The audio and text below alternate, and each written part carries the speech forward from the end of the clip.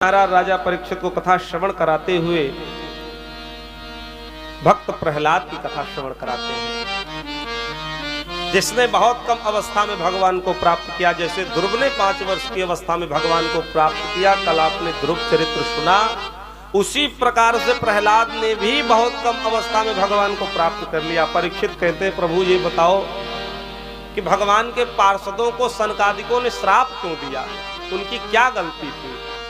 सुखदेव जी कहते हैं, एक समय की बात है, सनकाद ऋषि भगवान से मिलने के लिए बैकुंठ धाम पधारे, और बैकुंठ धाम जब पधारे तो भगवान के पार्षदों ने रोक दिया, नहीं जा सकते। दोबारा प्रयास किया, फिर रोक दिया, 30वीं बार प्रयास किया, पुनः रोक दिए तो सनकादिकों को क्रोध आ गया, उन्होंने श्राप दे दिया। पापिष्ठा मासुरी योनिम बालिसो यातमा स्वतः।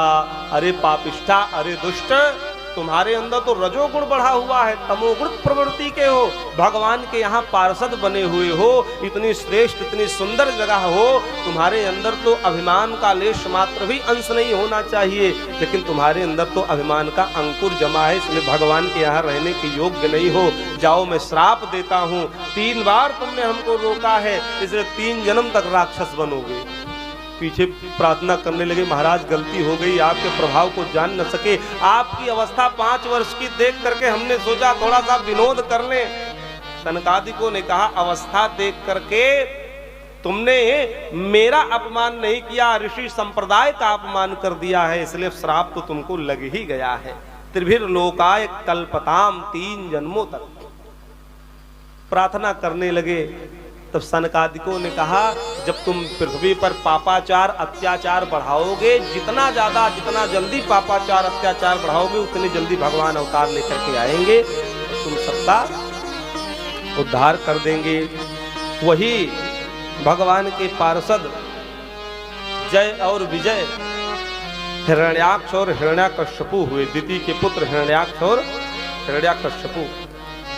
तो जो हिरण्याकश्यपु था वो बड़ा था और हिरण्याक्ष छोटा था। हिरण्याक्ष ने पृथ्वी को ले जाकर के रसातल में छुपा दिया, तो भगवान वाराह रूप धारण करके हिरण्याक्ष से युद्ध लड़के उसको समाप्त करके पृथ्वी को पुनः रसातल से उठा करके और ऊपर प्रतिष्ठित किया, स्थित किया। जब हिरण्याक्ष मारा गया तो उसकी पत्नियां रोने लगी, उसकी माता जी रोने लगी, तो हिरण्याकश्यपु आकर के सबको समझाता है, क्यों रो रहे हो? नित्य आत्म व्यय शुद्धा सर्वगः सर्वविद परः, ये आत्मा सर्व सर्वदा है, नित्य है। नैनम छिन्नन्ति शस्त्राणि नैनम दहति पावका, न चैनम किलेद्यन्त्यापो न शोषयति मारुतः। न अग्नि जला सकती है, न अस्त्र शस्त्र काट सकता है, न हवा उड़ा सकती है, ये शाश्वत है। जैसे परमात्मा नित्य है, उसी प्रकार आत्मा भी नित्य है। मरता तो शरीर है, पंचभूतों में जाकर के समाहित हो जाता है। छित जल पावक गगन समीरा, पंच रचित भय अधम शरीरा, इन्हीं 5 तत्वों में जाकर के शरीर मिल जाता है, आत्मा नहीं मरती। इसलिए जो ज्ञानी होते हैं वो रोते नहीं हैं, क्यों? क्योंकि उनको तत्व बोध हो गया है कि आदमी तो जिंदा ही है, उसकी आत्मा तो अजर अमर है, शरीर चला गया पुनः किसी योनि में जन्म मिल जाएगा। इसलिए रो ना, परेशान न हो। जब इतना हिरण्याकश्यपु ने उपदेश दिया तो माता के समझ में आ गया, पत्नी की समझ में आ गया, सब ने रोना धोना बंद कर दिया। हिरण्याकश्यपु लेकिन मन में बैर ठान लिया कि भगवान विष्णु ने मेरे भाई को मारा है, तो आज से वो मेरा दुश्मन है, जब तक मैं उसको नहीं मार दूंगा तब तक चैन की सांस नहीं लूंगा। अपने पार्षदों को राज्य का कार्यभार सौंप करके और मंदराचल पर्वत पर आकर के तपस्या करने लगा। इतनी घनघोर तपस्या किया, हजारों वर्ष तक तपस्या करता रहा, पूरे शरीर में दीमक लग गया, केवल नेत्र दिखाई दे रहे थे बस बंधुओं।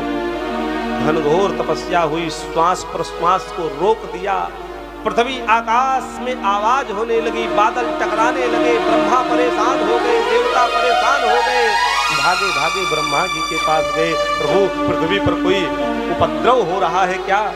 ये पृथ्वी हिल रही है, आकाश पाताल हिल रहा है, क्या बात है? ब्रह्मा जी मिलकर के विष्णु के पास गए, तब ये सूचना मिली। विष्णु जी ने कहा कि मंदराचल पर्वत पर हिरण्याकश्यपु तपस्या कर रहा है, और ब्रह्मा जी जा करके उसको दर्शन दे करके वरदान दे करके इस पृथ्वी की पीड़ा को समाप्त करो और उसको निर्भय करो।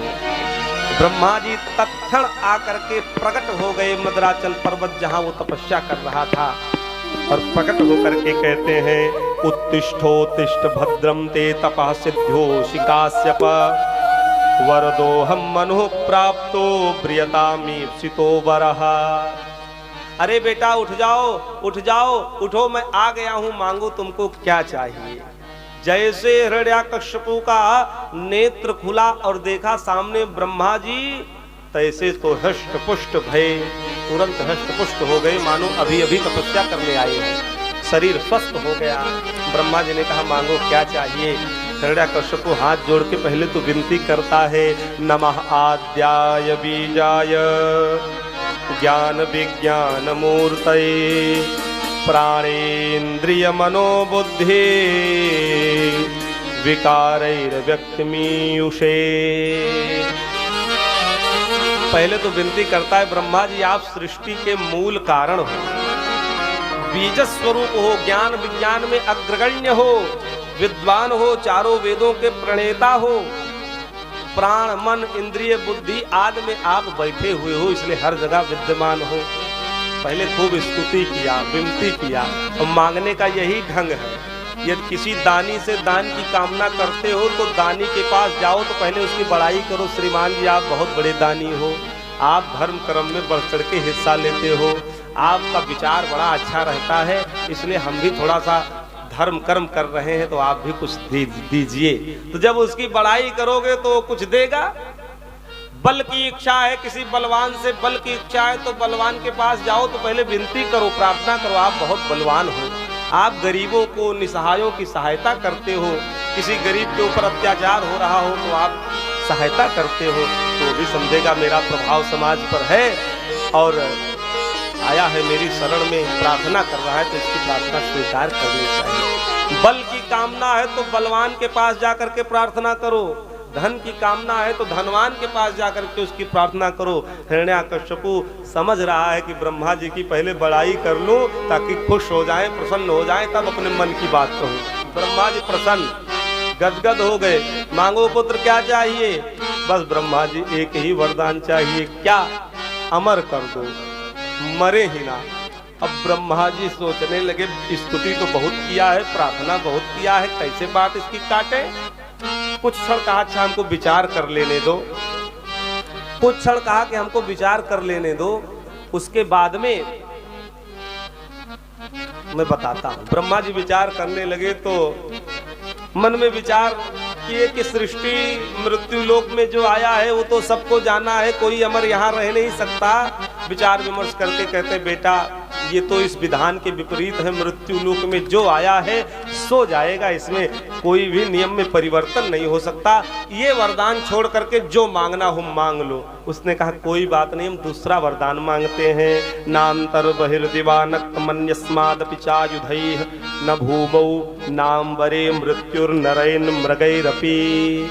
ठीक है ब्रह्मा जी, अगर वरदान देना चाहते हो तो न ऊपर मरू, न नीचे मरू, न आग में मरू, न पानी में मरू, न दिन में न रात में, न अस्त्र से न शस्त्र से, न मनुष्य से न पशु से। जितनी उसकी बुद्धि थी बंधुओं उतना वो वरदान मांगता चला गया, उतना वरदान उसने मांगा। ब्रह्मा जी ने कहा तथास्तु, जैसे तथास्तु कहे, और ब्रह्मा जी अंतर ध्यान हो गए। अंतर ध्यान हुए तो बलवान हो करके शक्ति को प्राप्त करके अपने राज्य में आया तो पूरी कमान स्वयं संभाल लिया। जब कमान संभाला तो सविजित दिशा सर्वा लोकांश तीन महासुरः देवासुर मनुष्येन्द्रान गंधर्व गरुड़ो रगान।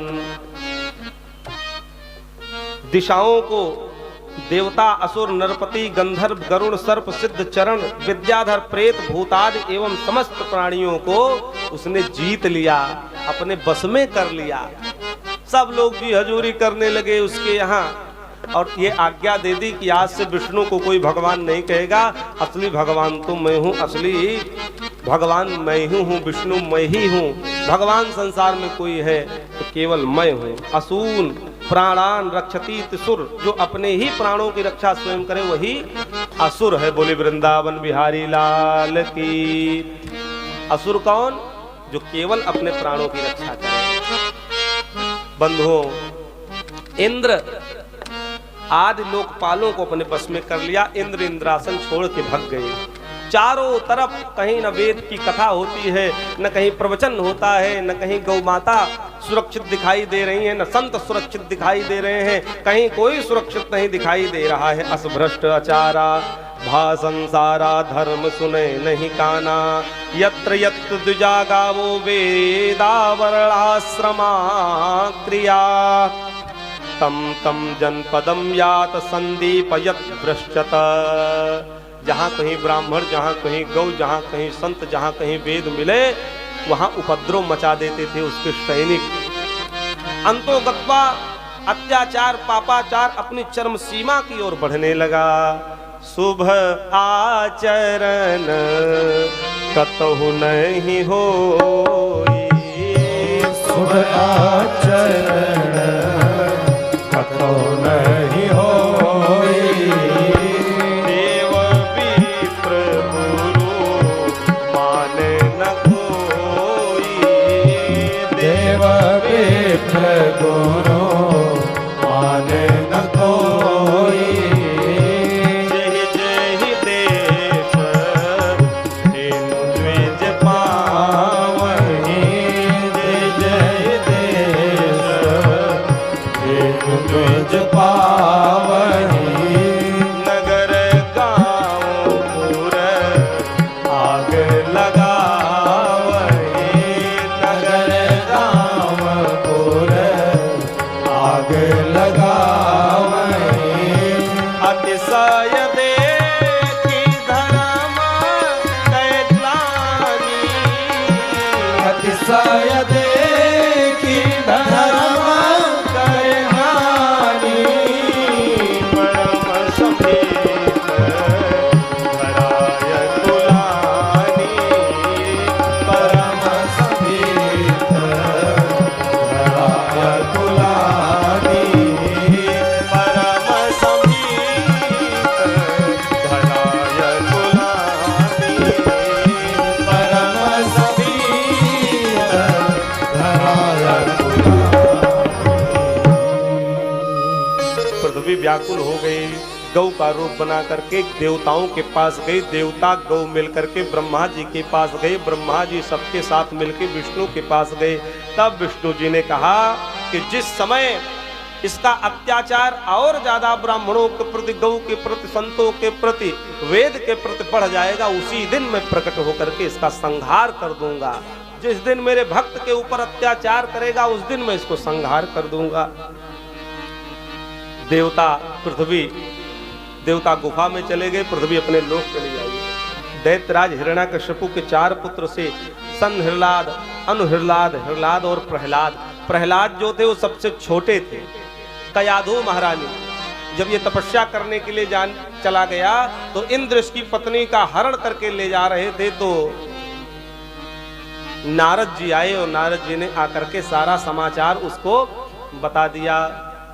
इंद्र को सारा समाचार दे दिया कि इंद्र, ये जिसकी स्त्री का हरण करके तुम लेकर के जा रहे हो ये कोई साधारण नहीं है। आने वाले समय में ये बहुत बड़ा अत्याचारी, बहुत पावरफुल, बहुत शक्तिशाली राक्षस बनेगा, इसलिए तुम्हारे लिए समस्या हो जाएगी। इंद्र डर के छोड़ गए तो नारद जी अपनी कुटिया में ले आए। वहीं भजन कीर्तन होता था, वहीं कथा होती थी, सत्संग होता था।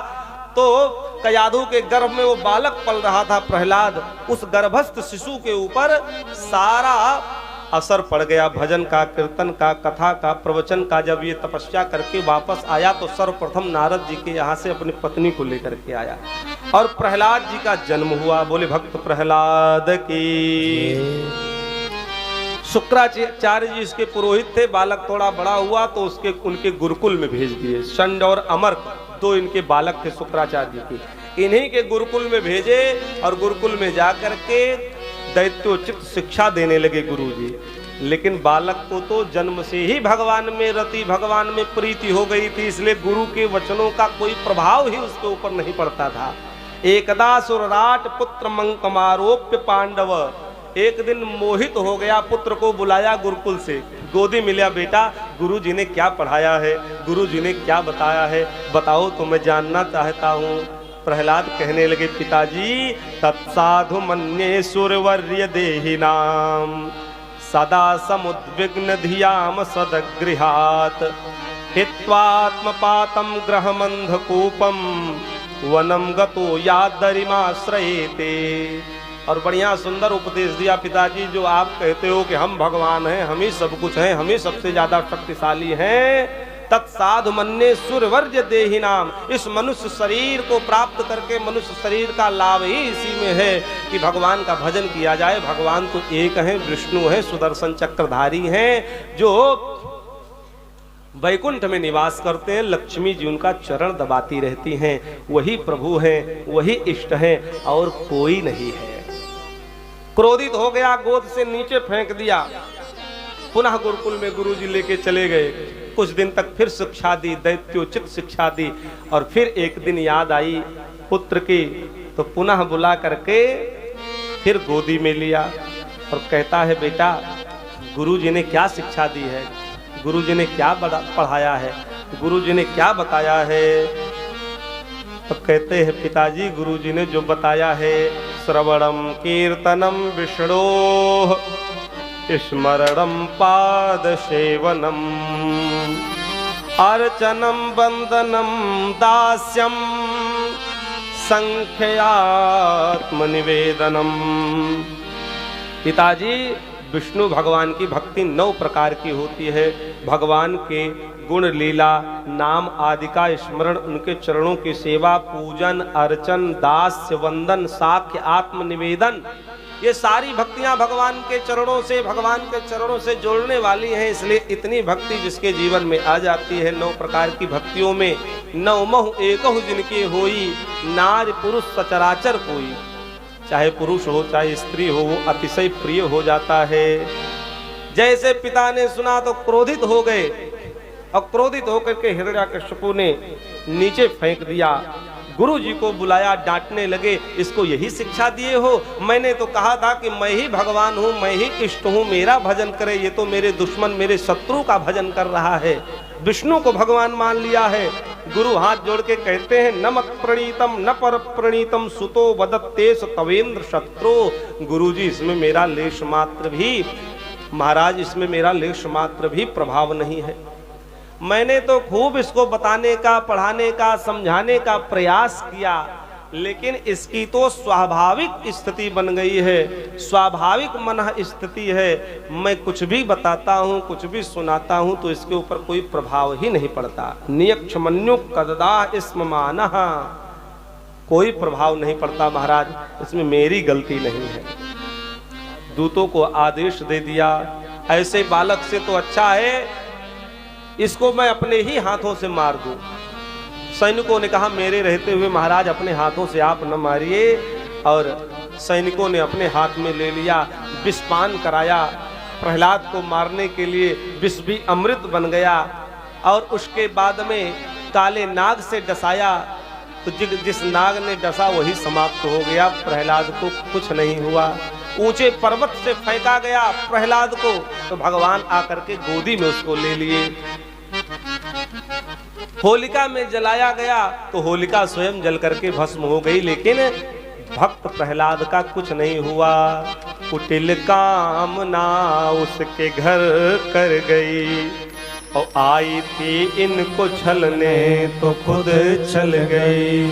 बाल बांका न प्रहलाद का कर सकी, बाल बांका न प्रहलाद का कर सकी। होलिका होलिका में दहन हो गई, होलिका होलिका में दहन हो गई। और वो होलिका अपने में ही जल करके समाप्त हो गई, लेकिन भक्त का बाल भी बांका नहीं हुआ। गुरु जी ने कहा महाराज आप परेशान न हो, एक मौका हमको और दे दीजिए, मैं इसको सुधारने का प्रयास करता हूँ। हो सकता है ये भगवान का भजन करना छोड़ दे, विष्णु को भगवान मानना छोड़ दे, और हो सकता है आप ही का गुणगान गाने लगे, इसीलिए एक मौका हमको दीजिए। गुरु जी पुनः लेकर के चले आए।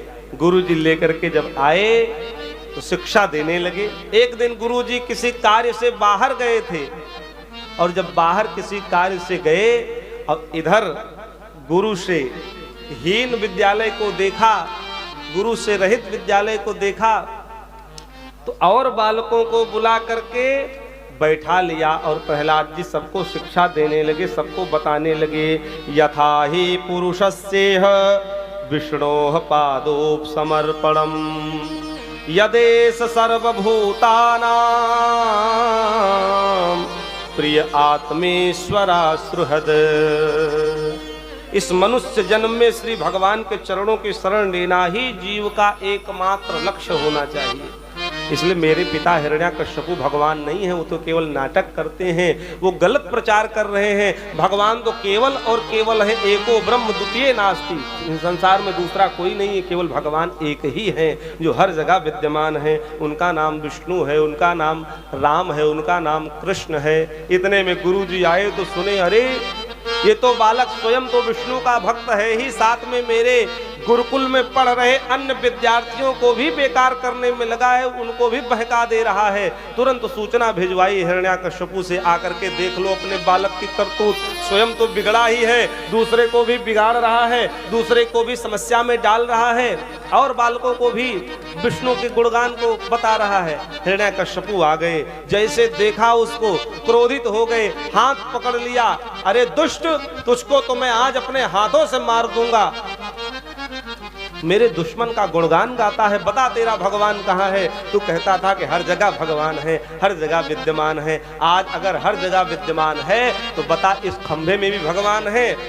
प्रहलाद ने कहा, पिताजी हर जगह भगवान है, हर जगह मौजूद है, लेकिन नजर आता नहीं, और योग साधन के बिना कोई उसे पाता नहीं। पिताजी आपने विषयों का चश्मा लगा रखा है, इसलिए भगवान तो हर जगह विद्यमान है।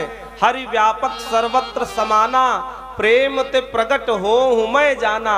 भगवान प्रेम से प्रकट होते हैं, हर जगह समान रूप से विद्यमान है। इसलिए विषय वाला चश्मा अगर आप उतार दोगे तो भगवान यहाँ भी आ जाएंगे। बड़ा क्रोधित हुआ और कहा, अगर भगवान है तो इस खंभे में दिखाओ। और एक मुष्टिका का प्रहार किया। स्तंभम तदादाति बलः स्वमुष्टिना, खंभा फट गया, जोर की आवाज हुई। नरसिंह भगवान का प्राकट्य हो गया खंभे को फाड़ करके। बोले नरसिंह भगवान की।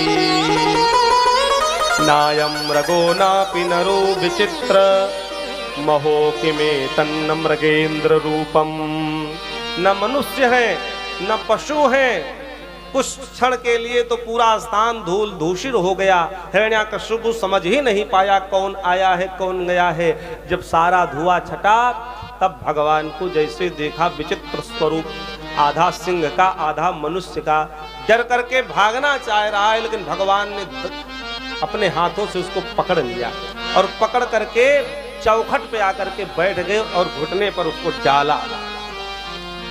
हाथ जोड़ लिया वो, प्रभु हमको क्षमा कर दो, गलती हो गई। भगवान के धारदार नाखून तलवार की समान बड़े बड़े, लपलपाती हुई लाल जिह्वा, लाल लाल नेत्र, विशाल वक्षस्थल, ऐसे भयानक स्वरूप को देख करके हिरण्याकश्यपु डर गया। जैसे बिल्ली चूहे को पकड़ लेती है, उसी प्रकार भगवान ने उसको पकड़ लिया। कहा, बता ब्रह्मा से वरदान जो प्राप्त किया है उसमें से कोई घटित तो नहीं हो रहा है? दिन तो नहीं है? उसने कहा नहीं। रात तो नहीं है? नहीं, रात भी नहीं है, गौधूल बेला थी। कहा मेरे हाथ में कोई अस्त्र शस्त्र? कहा नहीं प्रभु, आपके हाथ में कोई अस्त्र शस्त्र नहीं है। आकाश में हूं? कहा नहीं। पाताल में हूं? नहीं। भगवान चौखट पे बैठे थे, न ऊपर थे न नीचे थे, बीच में थे। सारे वरदानों को याद दिला करके अंत में भगवान ने अपने धारदार बड़े बड़े नाखूनों को उसके उदर में लगा दिया, पेट में लगा करके उसके आंतों को फाड़ दिया और फाड़ करके उसकी आंतों को निकाल करके गले में माला बना ली और लंबी लंबी सांसें लेने लगे। देवता पुष्प की वर्षा करने लगे, जय जयकार करने लगे। बोले नृसिंह भगवान की। भय बस खंभे में छिपा है कैसा भगवान, और हिम्मत इतनी है नहीं प्रगटे बाहर आन। इतनी हिम्मत नहीं है भगवान बाहर आ सके। ये बात हिरण्यकश्यपु ने कही थी, लेकिन भगवान ने आज भक्त के वचनों की रक्षा करने के लिए भक्त ने कह दिया भगवान इस खंभे में भी है, तो भगवान खंभा फाड़ के भी आ गए। देवता पुष्प की वर्षा कर रहे हैं। ब्रह्मा जी विनती करने आए भगवान का क्रोध शांत हो जाए, लेकिन क्रोध शांत नहीं हुआ। सरस्वती जी आई क्रोध शांत हो जाए, लेकिन क्रोध शांत नहीं हुआ। इंद्र आए विनती किए स्तुति किए क्रोध शांत हो जाए, लेकिन भगवान का क्रोध शांत नहीं हो रहा है। अंतो गत्वा देवी देवताओं ने ये निर्णय किया कि जब भक्त प्रहलाद जाएंगे भगवान की स्तुति करेंगे तो भगवान अवश्य प्रसन्न हो जाएंगे। सबने भगवान के पास प्रहलाद को भेजा। भगवान सिंहासन पर जाकर के बैठे हुए हैं, लंबी लंबी सांसें ले रहे हैं, क्रोध से आंखें लाल लाल, चेहरा लाल हो गया है। जैसे प्रहलाद को देखे तो हाथों को बढ़ा करके गोदी में बैठा लिए और चूमने लगे, चाटने लगे, जैसे गैया मैया अपने बछड़े को चाटती है। इसी प्रकार से भगवान भी अपने भक्त को दुलारने लगे। अरे बेटा मुझको क्षमा करो, मुझको क्षमा करो, आने में विलंब हो गया। इस दुष्ट ने, हिरण्यकश्यपु ने, राक्षसों ने मिल करके तुमको अनेक यातनाएं दी, अनेक प्रकार के कष्ट दिए, मैं आ न सका। बोले प्रभु प्यारे प्रिय कोमल तिहारे अंग, और असुर ने मारी मम नाम एक गाने में, और गिरते गिरायो पुण्य जल में डुबायो हाय, अग्नि में जलायो कभी राखी ना सताने में। तो उर से लगाए लपटाए बार बार प्रभु, करुणा स्वरूप लगे करुणा दिखाने को। और मंजुल मुखार बिंद चूम चूम कहे प्रभु, क्षमा करो भक्त मुझे देर भई आने में। मंजुल मुखार बिंद चूम चूम कहे प्रभु, क्षमा करो भक्त मुझे देर भई आने में। हे भक्त मुझको क्षमा कर दो, दुष्ट ने अनेक यातनाएं दी, आने में विलंब हो गया, मैं आ न सका समय समय से। पासनी से बांध के अगाध नीर वारी राखे, और तीर तरवारी से मारी मारी हारे हैं। और गिरते गिरायो दियो डर पे ननेक तब, मद मतवारे भारी हाथी तरे डारे हैं। तो फेरे सिर और ले अगीन मही जोर, पीछे मीढ़ दातन लगाए नाग कारे हैं। और भावते के प्रेम में मगन कछु जाने नहीं, ऐसे प्रहलाद पूरे प्रेम मतवारे हैं। भावते के प्रेम में मगन कछु जाने नहीं, ऐसे प्रहलाद पूरे प्रेम मतवारे हैं। कितना कष्ट मिला, इतनी समस्याओं का सामना करना पड़ा, लेकिन फिर भी प्रहलाद भगवान के अनन्य भक्त है। और जब भक्त के हृदय में भगवान के प्रति श्रद्धा उत्पन्न हो जाती है और सर्वधर्मान परित्यज्य की भावना आकर के भगवान में ही अपने सर्वस्व को समर्पित कर देता है, तो पग पग पर भगवान उसका साथ देते हैं, हर क्षण भगवान उसका साथ देते हैं। प्रहलाद इतने भाव में मस्त हैं, इतने भजन में मस्त हैं, उनको पता ही नहीं चला पिताजी ने मुझको क्या क्या मेरे ऊपर विपत्तियों का पहाड़ समर्पित किया। विपत्ति आई कुछ पता ही नहीं चला। जिसके रखवाले राम उसे कोई मार नहीं सकता, और प्रभु जगन्नाथ का दास जगत से हार नहीं सकता। जिसके रखवाले राम हो, प्रभु हो, संसार का व्यक्ति, उसका बाल भी बांका नहीं कर सकता। लोग कहते भगवान खंभा फाड़ के कैसे आ सकते हैं, खंभे से भगवान कभी निकलते हैं, ऐसा नहीं हो सकता। लेकिन अगर प्रहलाद जैसी, ध्रुव जैसी हृदय में अटल श्रद्धा हो, अटल भक्ति हो, तो भगवान खंभा फाड़ के भी आने के लिए तैयार है। लेकिन वैसा विश्वास तो होना चाहिए, वैसी भावना तो होनी चाहिए, वैसी श्रद्धा तो होनी चाहिए। सूर्य अनेक फिरे कर मांगत, पै पद सूर को स्वाद कहा।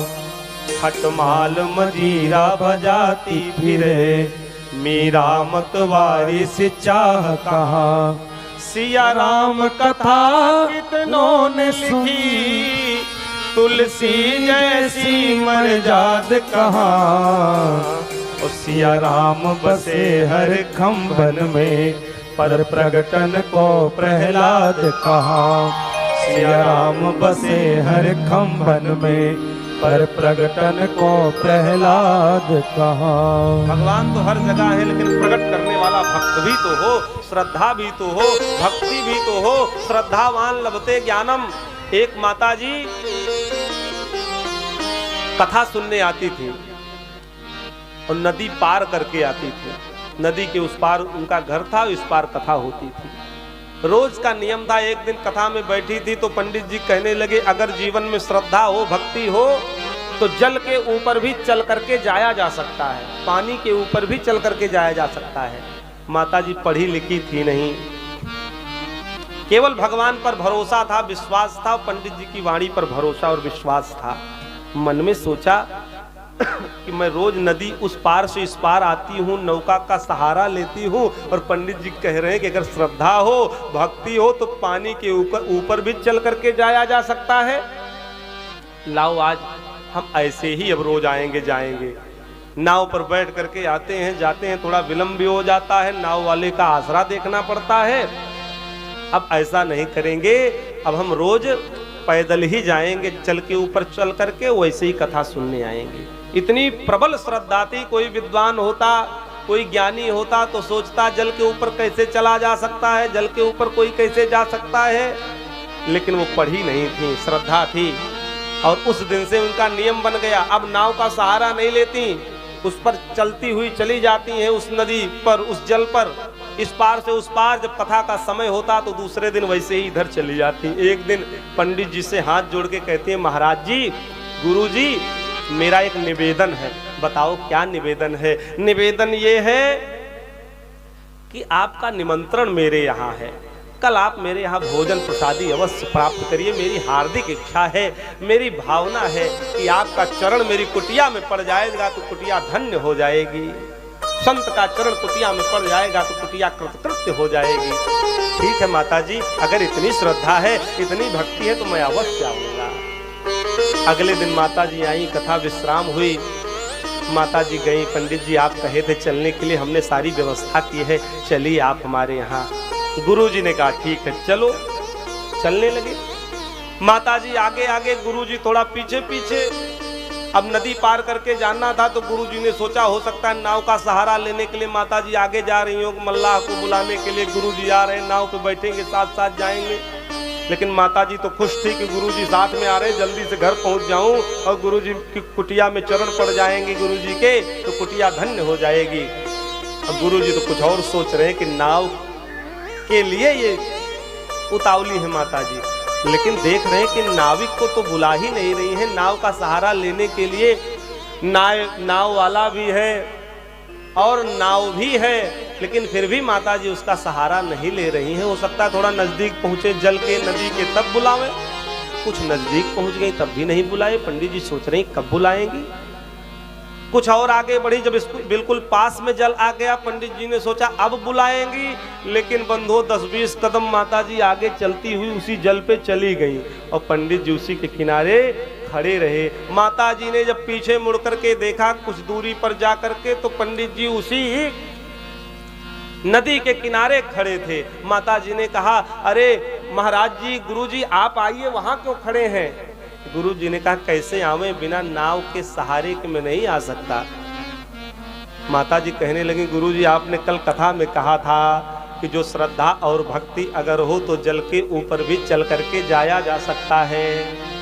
गुरु जी कहते हैं हमने कहा था, लेकिन जो श्रद्धा आपके अंदर है वो श्रद्धा हमारे अंदर नहीं है। जितने श्रद्धावान आप हो, अगर उतनी श्रद्धा मेरे अंदर हो जाए तो मैं भी चल के जा सकता हूँ। तो श्रद्धावान लभते ज्ञानम। नीचे बैठा हुआ श्रोता भी अत्यधिक श्रद्धालु हो सकता है, ऊपर कथा कहने वाला वक्ता भी कम श्रद्धावान हो सकता है। श्रोता भी भगवान के अनन्य चरणों का भक्त होकर के शीघ्रता से भगवान को प्राप्त कर सकता है, और ऊपर मंच से कथा कहने वाला व्यास भी भगवान को प्राप्त करने में विलंब कर सकता है, विलंब हो सकता है। इसका आकलन ऊपर और नीचे से नहीं हो सकता। ये तो अपनी भावना, अपनी भक्ति और अपने विश्वास पर रहता है। कितना विश्वास भगवान के प्रति है। विश्वास करो, मन धीर धरो, भगवान मिलेंगे कभी न कभी। अगर विश्वास है, धैर्य है, तो भगवान कभी न कभी मिल जाएंगे, कृपा बरस जाएगी। लेकिन धैर्य हृदय में बनाए रखो। इसलिए बेटा मुझे आने में विलंब हो गया।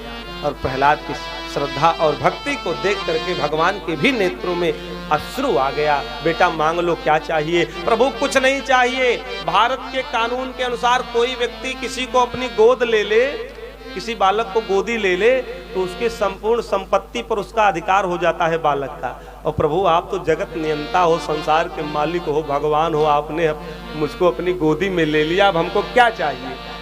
हम तो सबके मालिक बन गए। हाँ, अगर देना चाहते हो प्रभु तो मेरे पिता नरक में न जाएं, यही मैं वरदान मांगना चाहता हूँ। भगवान ने कहा जिस कुल में तुम्हारे जैसे भक्त पुत्र उत्पन्न हो जाएं तो एक जन्म दो जन्म नहीं 21 पीढ़ियां तर जाती हैं। कुल की 21 पीढ़ियों का उद्धार हो जाता है। परेशान न हो, तुम्हारे पिता तो मेरे गौलोक धाम में पधार चुके हैं। बोले वृंदावन बिहारी लाल की। इसलिए इस मनवंतर की समाप्ति तक सुख ऐश्वर्य का भोग करो, अंत में तुम मेरे धाम में आओगे। तुम्हारी कीर्ति को देवता लोग गाएंगे और तुम्हारे चरित्रों को सुन करके अपने अंदर भक्ति और भावना उत्पन्न करेंगे। ऐसे प्रहलाद की कथा जो बाल्य अवस्था में भगवान को प्राप्त करके भगवान के दिव्य चरण शरण को प्राप्त कर लेते हैं। इतनी भक्ति, इतनी श्रद्धा सुखदेव जी महाराज कहते हैं परीक्षित भगवान के चरणों में होनी चाहिए। बोले श्रीमद् भागवत महापुराण की।